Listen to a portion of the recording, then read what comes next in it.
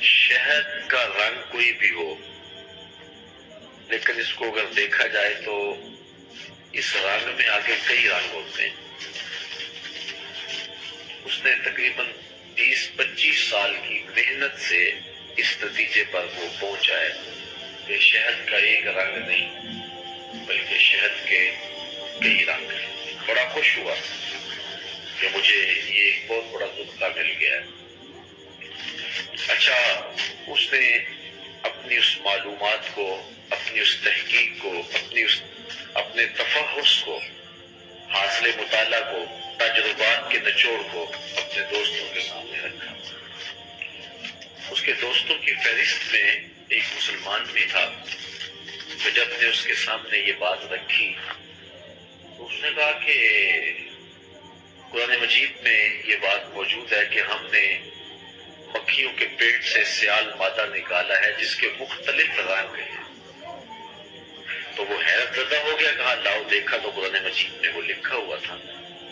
تو پھر وہ کہتا ہے میں 25-30 سال کی محنت سے جس نتیجے تک پہنچا ہوں اور جدید تحقیقات کی روشنی میں اور موجودہ دور کی جدید لیبارٹریاں میرے پاس موجود ہیں، اور پھر میں نے یہ نتیجہ نکالا ہے آج سے 14 صدیاں قبل ایک عرب کے دیہات میں رہنے والے شخص کو کس نے بتایا، تو اس کو ماننا پڑا کہ محمد عربی صلی اللہ علیہ وسلم اللہ کے سچے رسول ہیں۔ تو حضور علیہ السلام نے جو احکام ہمیں بتائے، جو چیزیں بتائیں، آج بڑی دیر گزرنے کے بعد سائنس وہاں تک پہنچ رہی ہے۔ کاش کہ مسلمان ان بنیادوں پر کام کرتے اور دنیا سے بہت آگے چلے جاتے۔ تو بہرحال حضرت ابو ہریرہ کہتے میں نے پوچھا مما خلق الخلق، مخلوق کو کس شے سے پیدا کیا گیا؟ اب میں اس حدیث کی روشنی میں ایک اور بات کہنا چاہوں گا۔ ایک تو یہ اختلاف ہے کہ لوگ کہتے ہیں کہ نبی کے پاس علم جو ہے وہ غیب کا تھا یا نہیں۔ ایک تو یہ امت میں اختلاف پایا جاتا ہے اور اس عنوان سے آپ علماء سے گفتگو سنتے ہی رہتے ہیں۔ ہمارا عقیدہ تو واضح ہے، صاف ہے کہ جب سب سے بڑا غیب اللہ کی ذات، اس نے بھی نقاب اٹھا دیا تو کوئی اور غیب تو پیچھے رہ ہی نہیں گیا۔ لیکن ایک اور اختلاف ہے امت کے اندر، اور یہ بد نصیبی ہے۔ لوگ کہتے ہیں کہ حضور کو تشریعی علوم کا علم تھا، تکوینی علوم سے ناآشنائی تھی، یہ بات کہی جاتی۔ تشریعی علوم جانتے تھے، یعنی جن کا تعلق شریعت سے ہے، اخلاقیات سے ہے، مسائل دینیہ سے ہے، اس میں حضور مہارت رکھتے تھے، جانتے تھے، علم دیا گیا تھا۔ لیکن جو تکوینی علوم ہیں ان کے بارے میں حضور علیہ السلام کو آگہی نہیں تھی۔ یہ باقاعدہ اس بات پر لوگ بات کرتے ہیں اور وہ اس پر دلائل دینے کی کوشش بھی کرتے ہیں، اور بھولے بھالے لوگوں کو وہ چکر میں لے بھی آتے ہیں کہ حضور عالم علوم تشریعیہ تھے، عالم علوم تکوینیہ نہیں تھے۔ میں صرف اتنی بات کہوں گا کہ مخلوقات کو کس شے سے پیدا کیا گیا، اس کا تعلق علوم تشریعیہ سے ہے یا علوم تکوینیہ سے ہے؟ تو ایک بچہ بھی جانتا ہے کہ اس کا تعلق علوم تشریعیہ سے نہیں ہے، علوم تکوینیہ سے ہے۔ اور حضرت ابو ہریرہ حضور سے علوم تکوینیہ کا سوال کر رہے ہیں۔ آپ یہاں ہر پیر کو آتے ہیں، کبھی کبھی سوال و جواب کی نشست بھی ہو جاتی ہے، کوئی ساتھی سوال بھی پوچھ لیتا ہے، تو میرے ماننے والے، محبت کرنے والے وہی سوال پوچھتے ہیں جو میرے متعلق ہوتا ہے۔ کبھی کسی طالب علم نے، کسی شخص نے مجھے کیمسٹری اور بیالوجی کا کوئی مسئلہ اور الجبرے کا کوئی کلیہ نہیں پوچھا ہے، اس لیے کہ وہ جانتے ہیں کہ اس شخص کی معلومات جو ہیں وہ تشریعی علوم تک ہیں، اور یہ جو علوم ہے یہ شخص اس کے بارے میں معلومات نہیں رکھتا ہے، اس لیے کبھی آپ نے مجھ سے یہ سوال نہیں کیا۔ اور اگر آپ میں سے کوئی مجھے اٹھ کر کے پوچھ لے کہ پانی کا خلیہ کیا ہے، تو پھر یا تو ہم کہیں گے کہ یہ جانتا نہیں ہے، یا پھر اس کو یہ خیال ہے کہ یہ شخص جو ہے وہ یہ معلومات بھی رکھتا ہے۔ تو میں صاف کہہ دوں گا میاں یہ بات جو آپ کہہ رہے ہیں یہ میرے مضمون سے متعلق نہیں ہے، مجھ سے تو کوئی مسئلہ پوچھیے، کوئی فقہ کی بات پوچھیے۔ آپ مجھے جو ہے وہ پوچھ رہے ہیں ایٹم کی ساخت کے بارے میں پوچھ رہے ہیں، الیکٹران، پروٹون اور نیوٹران کی ساخت کے بارے میں پوچھ رہے ہیں، یہ جزء لا یتجزا کے بارے میں سوال کر رہے ہیں، یہ میرا مضمون نہیں ہے، آپ اس کے بارے میں مجھ سے سوال نہ کیجیے، میں آپ کو روک دوں گا، ٹوک دوں گا۔ چلو کسی ایک سطحی بات کا جواب دے دوں گا، اگر آپ مزید دقت میں جائیں گے تو پھر میں سٹاپ تو آ جائے گا، میں اس کے آگے بات نہیں کر سکوں گا۔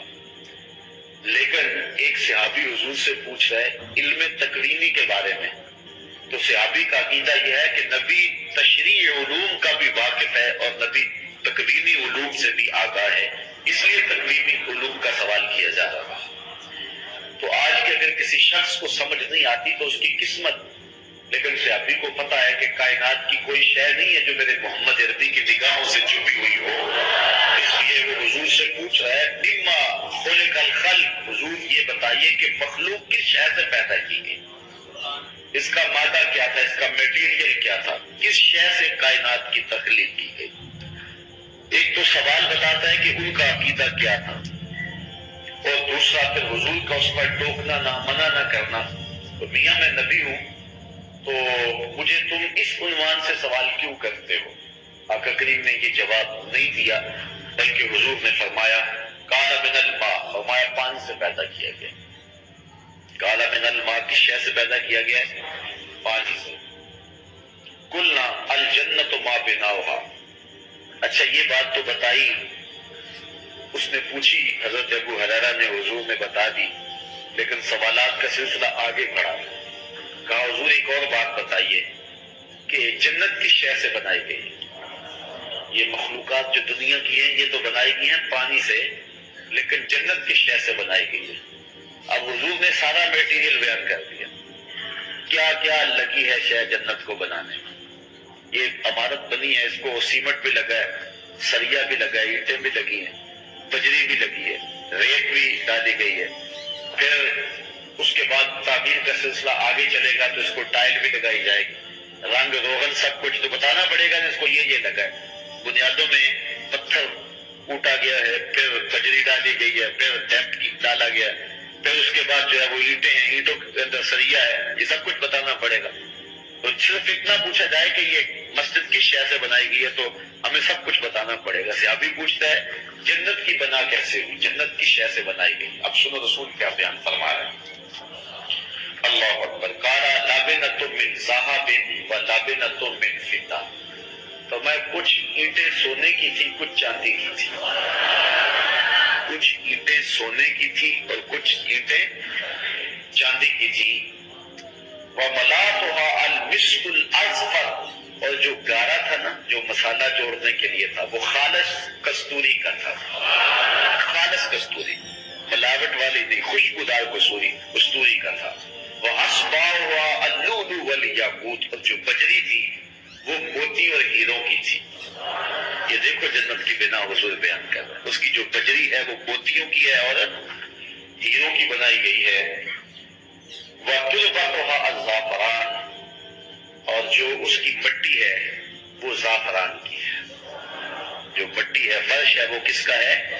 زعفران کا۔ یہاں تو لینے جائے نا تولوں میں تو 1500 روپے تولہ زعفران، نہیں 1500 میں ملے گا، کوئی حکیم ہو تو وہی بتا سکتا ہے کہ کتنے ہزار روپے تولہ ہے، اور پھر بھی وہ بھی یقین نہیں ہوگا کہ یہ خالص ہے کہ یہ نا خالص ہے۔ لیکن جنت کی ساری زمین زعفران کی، اینٹیں سونے کی اور چاندی کی، گارا کستوری کا، اور اس کے اندر جو بجری ڈالی گئی ہے وہ ہیرے اور جواہر کی۔ اللہ اکبر، یہ دیکھیے جنت کی بنا حضور بیان فرما رہے ہیں۔ آگے فرمایا یدخلها من یدخلها ینعم ولا یباس، جو داخل ہوگا پھر وہ جنت کی نعمتیں پائے گا اور کبھی بھی وہاں بوڑھا نہیں ہوگا۔ ویخلد، اور ہمیشہ رہے گا. ولا یفوت، تو کبھی موت نہیں آئے گی. ولا یبلا ثیابہم، کپڑے پرانے نہیں ہوں گے. ولا یفنی شبابہم، جوانی ڈھلے گی نہیں، جوانی بھی قائم رہے گی، کپڑے بھی پرانے نہیں ہوں گے، بڑھاپا بھی نہیں آئے گا، موت بھی نہیں آئے گی، اور جنت سے نکالا بھی نہیں جائے گا. یہ کس شخص کو ملے گا؟ جو حضور کی نوکری کرے گا، جو حضور کی غلامی میں جیے گا، حضور کی غلامی میں مرے گا. یہاں تو کسی کی 2 کنال کی کوٹھی ہو نا تو وہ بہانے بتاتا پھرتا ہے کہ میں یار بڑے پیسے لگ گئے. کیا ہوا ہے؟ وہ یار 2 کنال کی کوٹھی شروع کر بیٹھا تھا، 3 کروڑ روپیہ لگ گیا. ایک بندے نے 11 کنال کی کوٹھی شروع کی، ابھی مکمل نہیں ہوئی ہے، وہ 6 مرتبہ مجھے بتا چکا ہے کہ اتنے پیسے لگ گئے ہیں، بس جو ہے وہ بھی مکمل ہی نہیں ہو رہی. تو جس کے پاس 11 کنال کی کوٹھی ہو وہ تو پھولے نہیں سماتا کہ میرے پاس 11 کنال کی کوٹھی ہے، 10 کنال کی کوٹھی ہے، 1 ایکڑ کی کوٹھی ہے، 2 ایکڑ کی ہے، لیکن جنت کے محل یہ تو اینٹوں سے نا، اور وہ بھی بڑا امیر بھی ہو، لیکن جو بنیادوں میں اینٹیں لگاتا ہے وہ کھنگڑ ہی لگاتا ہے، وہ اول اینٹ بنیادوں میں نہیں لگاتا. لیکن اللہ نے جنت میں جو محل بنایا ہے اس کی بنیادوں میں بجری نہیں، ہیرے بھرے ہیں اور موتی بھرے ہیں. اللہ اکبر. یا کہتے ہیں یار اوپر پلسٹر کر ہی دینا ہے نا تو 9 ایک کا مسالہ ڈال لو. وہ بھی کہتے ہیں 9 دابڑے ریت کے اور 1 دابڑا سیمنٹ کا. یار اوپر پلسٹر بھی تو کرنا ہی کرنا ہے نا، تو کوئی بات نہیں ہے، بڑی مضبوط ہو جائے گی. اور سریا بیم ڈالنا ہے تو 2 سریے کافی ہیں. لیکن وہاں دیکھو کہ جو مسالہ ہے وہ کس چیز کا ہے؟ کستوری کا. اور کستوری بھی ملاوٹ والی نہیں ہے. ذرا دیکھو حدیث کے لفظ وَمَلَاؤُهَا الْمِسْكُ الْأَزْفَرُ. حضور فرماتے ہیں کہ کستوری لگی ہوئی ہے اس کے مسالے میں، اس کے گارے میں کستوری لگی ہوئی ہے. اور فرمایا وہ بھی ناخالص نہیں ہے، وہ بھی خالص لگائی گئی ہے. خوشبودار کستوری سے وہ محل تعمیر کیے گئے ہیں جس کی بنیادوں کے اندر ہیرے اور جواہر ڈالے گئے، موتی اور یاقوت ڈالے گئے، لال اور پکھراج ڈالے گئے. اللہ اکبر. اور اس کی اینٹیں سونے کی ہیں اور چاندی کی. اور اس طرح جنت کے محل تعمیر کیے گئے ہیں. اور پھر جو اس محل میں جائے گا نہ مرے گا، نہ بوڑھا ہوگا، نہ کپڑے پرانے ہوں گے، نہ گرد اڑے گی، نہ لباس پھٹے گا، اور نہ ہی وہاں سے وہ نکالا جائے گا. اللہ حضور کے صدقے ہمیں جنت کی بہاریں عطا فرمائے. یار یہاں رہ لے جھوپڑیوں میں کوئی بات نہیں، گزر ہی جاتی ہے نا. کتنی گزر گئی ہے، باقی بھی تو گزر ہی جائے گی. جو تھوڑی سی گزر جائے گی، رہ گئی گزر جائے گی. سودا کرے وہ سونا سودا اللہ سے خریدے. اللہ اکبر، اللہ اکبر. اللہ تعالیٰ اپنے خاص کرم سے ہمیں وہ نصیب فرمائے.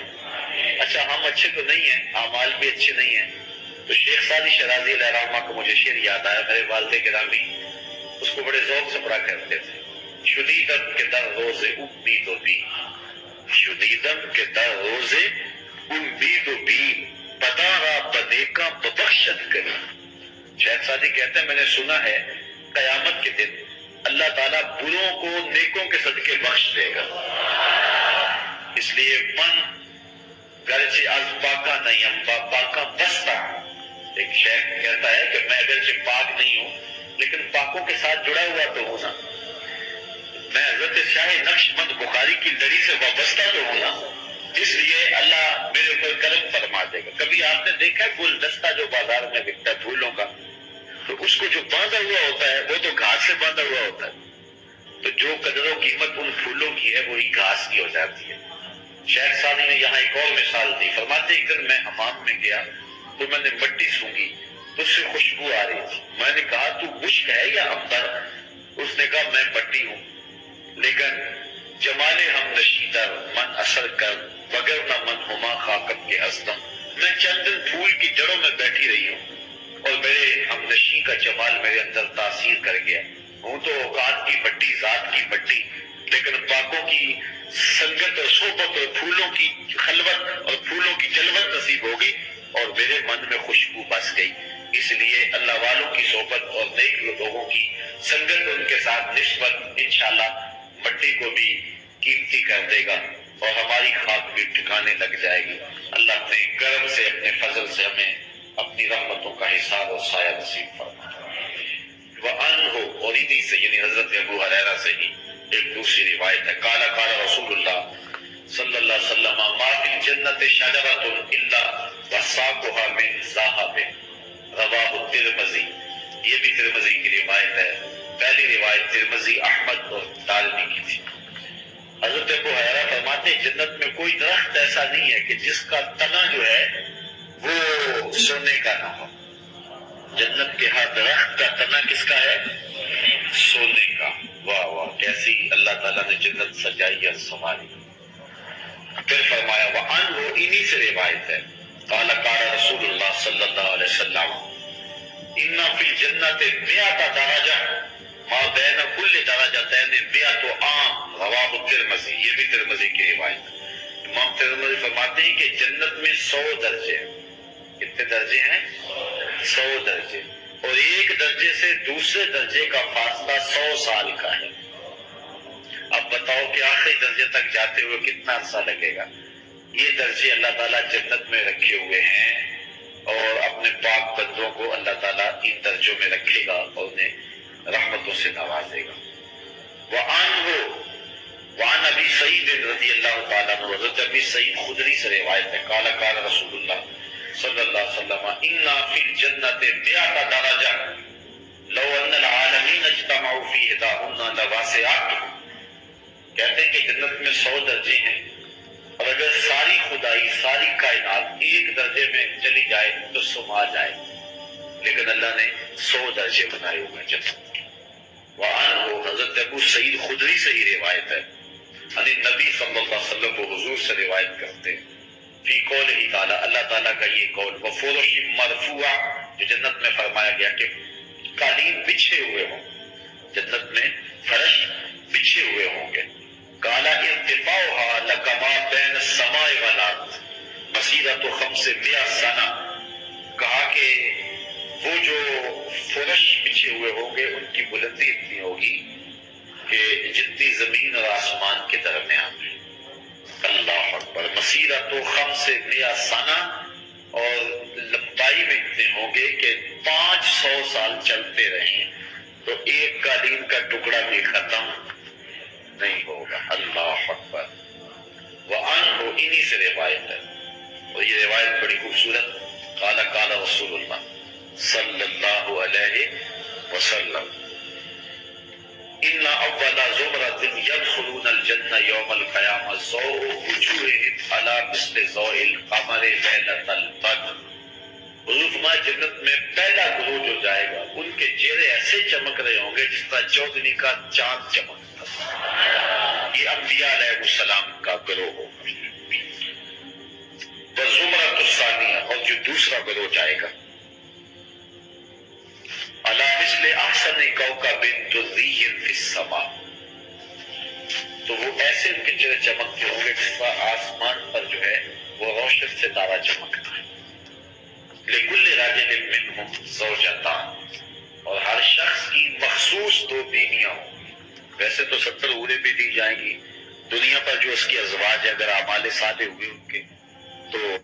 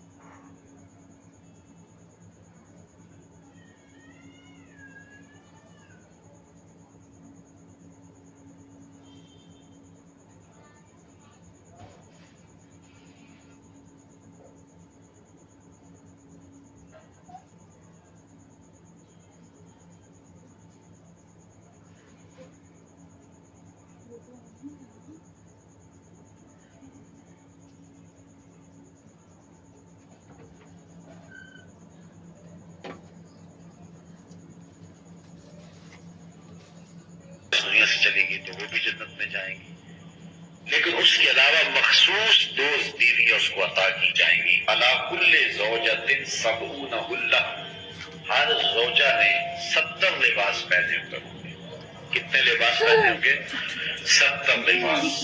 یرا مخ صافھا من برائھا، اور ان کی پنڈلی کے اندر ہڈی اور ہڈی کے اندر جو گودا ہے وہ 70 لباسوں سے بھی چھلک رہا ہو، یعنی اس قدر اس کی سفیدی اور اس قدر جو ہے اس کی چمک اور اس کی روشنی اور اس کی نورانیت ہوگی۔ اس کو بھی امام ترمذی نے اپنی سند کے ساتھ روایت کیا۔ وعن انس، حضرت انس سے روایت ہے، قال یؤتی المؤمن فی الجنة قوة كذا وكذا من الجماع، قیل یا رسول اللہ او یطیق ذلک، قال یؤتی قوة 100۔ حضور نے فرمایا جنت میں مومن کو قوت دی جائے گی اتنی مردانہ قوت۔ قیل یا رسول اللہ او یطیق ذلک، عرض کی حضور کیا وہ طاقت رکھے گا؟ قال یؤتی قوة، فرمایا ہاں اس کو طاقت اس کی دی جائے گی 100، یعنی جس طرح کہ 100 آدمیوں کی قوت ہے اس طرح ایک مومن کو جنت میں یہ قوت اور طاقت دی جائے گی۔ وعن سعد بن ابی وقاص، حضرت سعد بن ابی وقاص روایت کرتے ہیں عن النبی صلی اللہ علیہ وسلم، حضور سے، انہو کہتے ہیں حضور نے فرمایا، قال لو ان ما یکل ظفر مما فی الجنة بدأ لتزخرفت له ما بین خوافق السماوات والارض، ولو ان رجلا من اهل الجنة اطلع فبدأ صابره لطمس ضوءه ضوء الشمس كما تطمس الشمس ضوء النجوم، رواه الترمذی۔ حضور نے فرمایا کہ جب آدمی کے ناخن ہوں تھوڑے سے تو کچھ میل وغیرہ ناخن میں پھنس جاتی ہے، وہ جو جنتی کے ناخنوں کے نیچے چیز ہوگی وہ میل تو نہیں ہوگی، وہ تو مشکی ہوگی، وہاں میل تو ہوگی، تو وہ اتنی قیمتی ہے۔ یعنی جنتی کی باقی نعمتیں تو ہیں، جو صرف ناخنوں کے نیچے جو میل آپ سمجھ لیں وہ جنت کی، وہ اتنی قیمتی ہے۔ ما یکل ظفر مما فی الجنہ بدأ لتزخرفت له ما بین خوافق السماوات والارض، فرماتے ہیں اگر وہ چھلک دینا ہو، وہ ایسے کر دے اور وہ نکل کے گرے، آسمان اور زمین تک جتنی جگہ ہے حتیٰ کہ زمین و آسمان کی جڑیں بھی روشن ہو جائیں، اب بتائیے کہ کتنی قیمت ہے اس کی۔ اللہ اکبر۔ اور آگے فرمایا وَلَوْ أَنَّ رَجُلًا مِّنْ أَهْلِ الْجَنَّةِ اطَّلَعَ فَبَدَأَ صَابِرُهُ، اور جنتی اگر اپنے کنگن ظاہر کرتے، یہ دنیا کے اوپر مردوں کے لیے لباس جو ہے زیور جائز نہیں ہے، صرف عورتوں کے لیے جائز ہے، مرد کو زیور کی ضرورت نہیں ہے، لیکن قیامت کے دن جنتیوں کو سونے چاندی کے کنگن پہنائے جائیں، آراستہ کیا جائے گا، رب ناز دیکھے گا، دنیا کے اوپر تم نے تکلیفیں اٹھائی تو کنگن پہنائے جائیں۔ اگر اس جنتی کے کنگن ظاہر ہو جائیں لطمس ضوءه ضوء الشمس، اللہ اکبر، تو سورج کی جو روشنی ہے ختم ہو جائے۔ کس طرح؟ فما کما تطمس الشمس ضوء النجوم، جس طرح سورج چڑھتا ہے نا تو ستارے غائب ہو جاتے ہیں، اصل ستارے غائب نہیں ہوتے، ستاروں کی روشنی نظر ہی نہیں آتی کیونکہ سورج اتنا غالب ہوتا ہے۔ یہ کتنی روشنی ان کی نظر آ رہی ہے، یہ ٹیوب لائٹ ہے، یہ باہر جو چل رہی ہے، اگر سورج چڑھ جائے تو دن کو یہ لائٹیں آپ جلائیں باہر دھوپ میں تو وہ جلتا ہوا بلب کو روشنی دیتا ہے، لیکن سورج کی روشنی اتنی غالب ہوتی ہے کہ ہمیں نظر نہیں آتی، وہ زیرو کے بلب جتنا بھی چمکتا ہوا نظر نہیں آتا کیونکہ غالب ہوتا ہے سورج۔ اسی طرح آسمان پہ ستارے ہوتے ہیں، لیکن جب سورج چمک جاتا ہے تو وہ ستارے نظر نہیں آتے ہیں، جس طرح سورج چمکے تو ستارے نظر نہیں آتے۔ تو حضور نے فرمایا اگر جنتی کا کنگن ظاہر ہو جائے تو سورج بھی نظر نہ آئے، اتنی روشنی پھیل جائے، اتنا اجالا ہو جائے۔ اللہ اکبر کبیر۔ وعن ابی ہریرہ قال قال رسول اللہ صلی اللہ علیہ وسلم، حضرت ابو ہریرہ سے روایت ہے، یہ بھی امام ترمذی اور سنن دارمی سے روایت ہے۔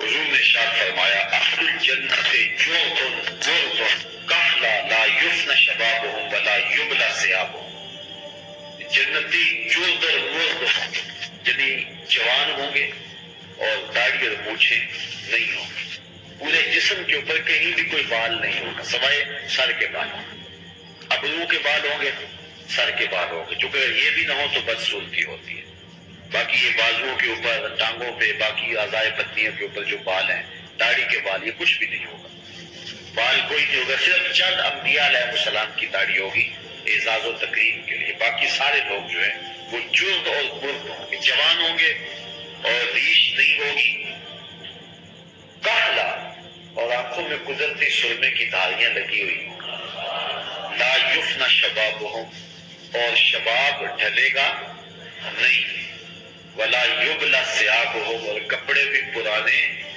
نہیں ہوں گے۔ اس پر ایک اور حدیث دیکھ لیں، حضرت معاذ بن جبل روایت کرتے ان النبی صلی اللہ علیہ وسلم قال، حضور نے ارشاد فرمایا یدخل اہل الجنت الجنت جردا بردا مکحلین ابناء ثلاثین او ثلاث و ثلاثین سنۃ، رواه ترمذی۔ حضور فرمایا جنتی جنت میں جب داخل ہوں گے تو بے بال ہوں گے، جوان ہوں گے، آنکھوں میں قدرتی سرما لگا ہوا ہوگا، 30 سال کی عمر ہوگی، اور ثلاثین و ثلاثین یا 33 سال کی عمر ہوگی۔ زیادہ لوگوں کا قول یہ ہے کہ حضرت عیسیٰ علیہ السلام جب آسمان کو اٹھائے گئے تھے تو ان کی 33 سال عمر تھی، 33 سالہ جوان ہوں گے، لیکن 33 سال کے اندر جا کر کچھ آثار بڑھاپے کے پیدا ہونے لگ جاتے، لیکن ایسا نہیں ہوگا، لیکن عمر 33 سال کے لگ بھگ ہوگی، جلد اور برد ہوں گے، بڑھاپے کے آثار نہیں ہوں گے، کپڑے جو ہے وہ پرانے نہیں ہوں گے، چھوٹے نہیں ہوں گے، سرما لگا ہوا ہوگا، اللہ اکبر۔ تو اس حالت کے اندر جو ہے جو بھی جنت میں جائے گا، اگر کوئی بوڑھا بھی ہے تو جنت میں جوان ہو جائے گا۔ اس لیے ایک عورت آئی حضور کے پاس، بوڑھی خاتون، عرض کی حضور میرے لیے دعا کرو میں جنت میں چلی جاؤں، تو میں بوڑھی عورتیں جنت میں نہیں جائیں۔ اچھا اس نے رونا شروع کر دیا، تو میں نہیں بوڑھی عورت تو جنت میں جا ہی نہیں سکتی، اس نے اور رونا شروع کر دیا، پھر آقا مسکرائے، فرمایا جو بھی جائے گی جوان ہو کے جائے گی، بوڑھی کوئی نہیں جائے گی۔ تو یہ حضور کا مزہ تھا جو حضور کبھی کبھی فرما لیا کرتے تھے۔ تو اس لیے یہاں اگر کسی کو گھٹنوں سے اٹھا نہیں جاتا اور کمر میں درد رہتا ہے، سر میں شدید درد ہے، پولیو کا مارا ہوا ہے، دکھوں کا مارا ہوا ہے، بڑے دکھ ہیں، تکلیفیں ہیں، لیکن جنت میں نہ کوئی تکلیف، نہ کوئی پولیو، نہ کمر درد، نہ سینے کا درد، نہ کوئی مرض، نہ کوئی بیماری۔ آج تو کسی کے کپڑے بیچارے کے پھٹے پرانے، اس دن ایسا نہیں ہوگا، کپڑے بھی نئے، لباس بھی خوبصورت، چہرہ بھی خوبصورت، چاند بھی شرمائے، سورج بھی شرمائے، اللہ اکبر۔ تو یہ جنت اللہ تعالیٰ نے اپنے بندوں کے لیے تیار رکھی ہے، اور بندوں کس طرف لگے ہوئے ہو؟ اللہ کہتا ہے میں نے جنت تمہارے لیے سجائی ہے، تم تصور بھی نہیں کر سکتے جو جو میں نے وہاں تمہارے لیے بنا دی ہے۔ تو آؤ ذرا تم جو ہے اس جنت کے لیے، لوگ آج پیرس کو دیکھنے کے لیے بے تاب، وہ جائیں نا آپ کبھی وہاں ایمبیسی میں، تو وہاں لوگوں کا شوق ہوتا ہے، جب وہ ملتا ہے نا جو ہے وہ پاسپورٹ ہے، تو وہ کیسے دل لوگوں کے دھڑک رہے ہوتے ہیں، رنگ اڑا ہوا ہوتا ہے کہ کہیں میرا جو ہے وہ ویزا ہی نہ رہ جائے، اور پھر جب وہ کھولتے ہیں تو پھر اگر ویزا نہیں لگا ہوتا تو میں نے دیکھا کہ لوگ ایسے گر پڑنے لگے، اور جنہیں کا لگا پھر وہ خوشی سے آنسو ان کے آ رہے ہوتے ہیں، جی ویزا لگ گیا یار، پیرس کا ویزا لگ گیا تو خوشی میں پھولے نہیں سمائے، تو پھر کیا مزہ ہوگا جن کا جنت کا ویزا لگ گیا، تصور بھی نہیں ہو سکتا۔ اس کے لیے اپلائی کر دو، اپلائی کر دو، اور پھر معرفت حضور کی لکھ دو، انشاءاللہ یہ اللہ کے کرم سے یہ ویزا لگ جائے گا، اور جس کا لگ گیا اللہ تعالیٰ فرماتا ہے وجوہ یومئذ ناعمہ، اس دن کچھ چہرے تر و تازہ ہوں گے اور کچھ چہرے اس دن جو ہے وہ مرجھائے ہوئے ہوں گے، چہرے سے پتہ چلے گا یہ جنت میں جا رہا ہے، یہ جنت میں جا رہا ہے۔ کچھ لوگ، کچھ چہرے ہنس رہے ہوں گے، ضاحکہ کے لفظ آتے ہیں، مستبشرہ، اور ان کے اوپر جو ہے وہ بشارت ہوگی، خوشی ہوگی، لوگ کہیں گے یہ جنتی جا رہا ہے، اور کچھ لوگوں کے چہرے لٹکے ہوئے ہوں گے اور سخت پریشان ہوں گے۔ دنیا میں تو جیسے بھی تھی زندگی، کاش کہ یہ زندگی ٹھیک ہو جاتی، لیکن اس دن پھر پچھتانے سے کچھ نہیں ہوگا۔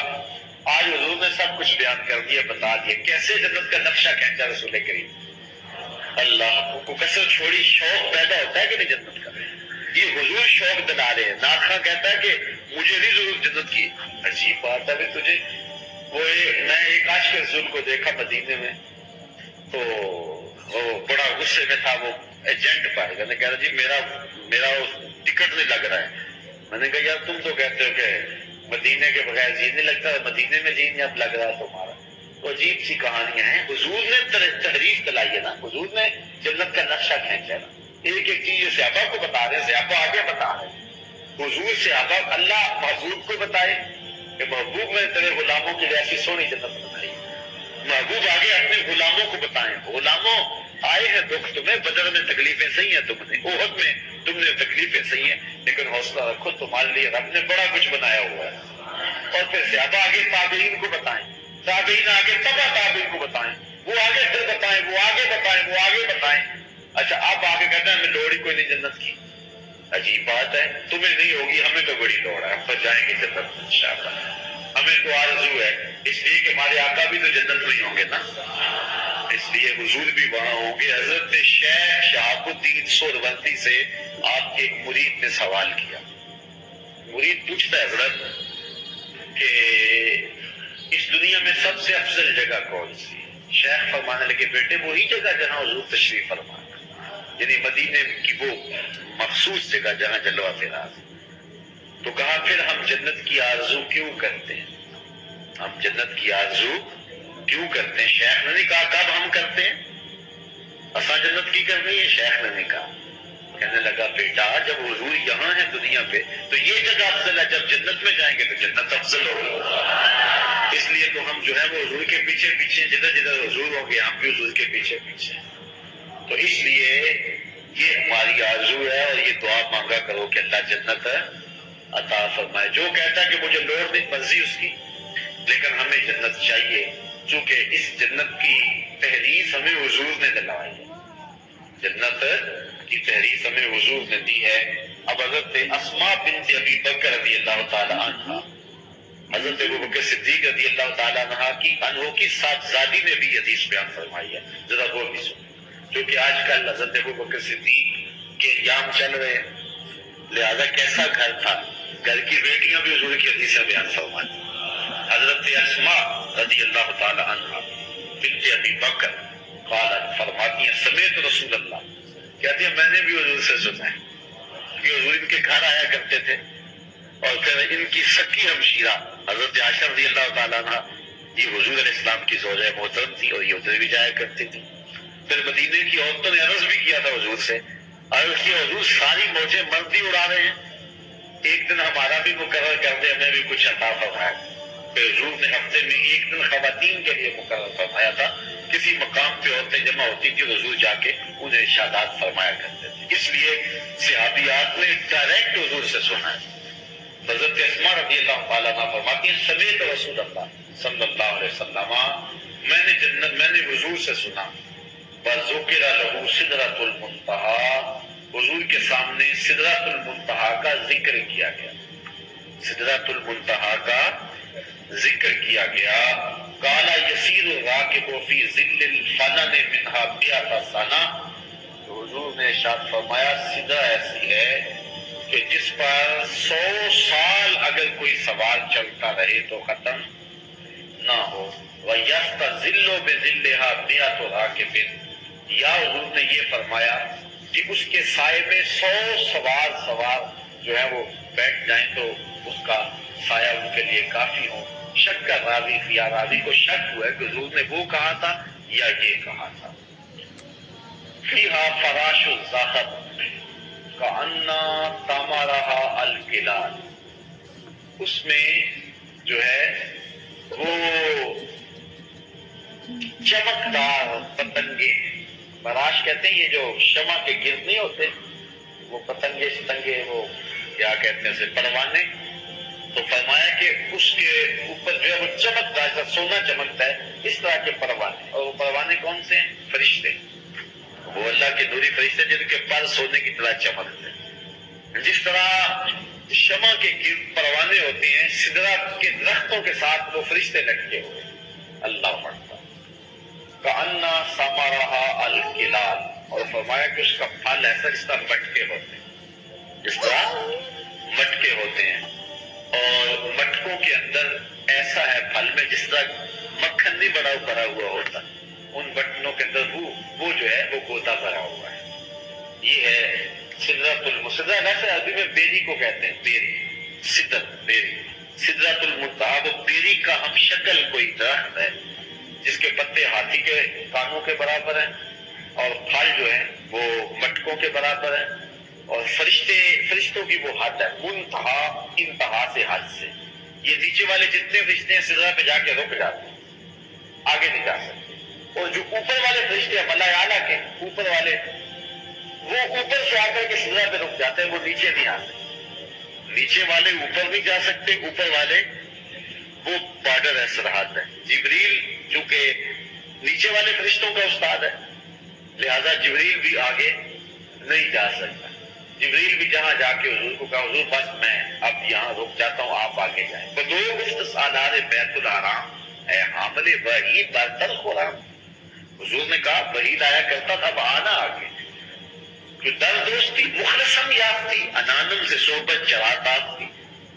مجھے تو نے مخلص پایا، میں نے نبیوں کی امامت کروائی ہے، تیرا ہاتھ پھر بھی نہیں چھوڑا، تو اب تم میرا ساتھ کیوں چھوڑ رہے ہو؟ عرض کی اگر یکسر ہوئے برتر پرم فروغ تجلا بسوزت پرم لو دنو تو خط وطن دا درک تو.